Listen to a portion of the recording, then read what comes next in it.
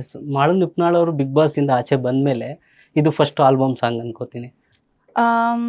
Actually ಇಲ್ಲ, ಇದು second ಅನ್ಸುತ್ತೆ ನನಗೆ. ಹ್ಮ್, ಬಿಕಾಸ್ ಹ್ಮ್, ಇದೇ ಫಸ್ಟ್ ಅಲ್ಲ. ಮಾಡ್ಬೇಕು ಅಂತ ಪ್ಲಾನ್ ಇತ್ತು, ಬಟ್ ನಂದು ಶೆಡ್ಯೂಲ್ ಸೆಟ್ ಆಗಿರ್ಲಿಲ್ಲ ಅಂತ ಅದು ಆ ಗ್ಯಾಪ್ ಅಲ್ಲಿ ಅವ್ರು ಬೇರೆ ಒಂದು ಮಾಡ್ಕೊಂಡಿದ್ದಾರೆ. ಅದು ಇನ್ನೂ ರಿಲೀಸ್ ಆಗಿಲ್ಲ, ಇನ್ನೂ ಓಪನ್ ಆಗಿಲ್ಲ. ಅದ್ರದ್ದು Buttons ಕೂಡ ತುಂಬಾ ಒಳ್ಳೆ ಸಿಗ್ತಾ ಇದೆ. ರೆಸ್ಪಾನ್ಸ್ ಹಾ. ಬರ್ತಿದೆ, ಜನ ಎಲ್ಲ ತುಂಬಾ ಇಷ್ಟಪಡ್ತಿದ್ದಾರೆ. ಬಿಕಾಸ್ ನಮ್ಮ ಜನಪದ ಈ ಹಾಡುಗಳಲ್ಲಿ ಈ ತರ ಸಾಂಗ್ ಫಸ್ಟ್ ಟೈಮ್ ಬಂದಿದೆ.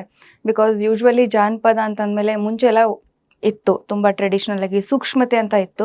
ಬಟ್ ಬರ್ತಾ ಬರ್ತಾ ಅದನ್ನ ಒಂದ್ ಸ್ವಲ್ಪ ಪದಗಳು ಎಲ್ಲ ಬೇರೆ ಬೇರೆ ತರ ಯೂಸ್ ಮಾಡಿದ್ಮೇಲೆ ಒಂದ್ ಸ್ವಲ್ಪ ಇದು ಆಯ್ತು.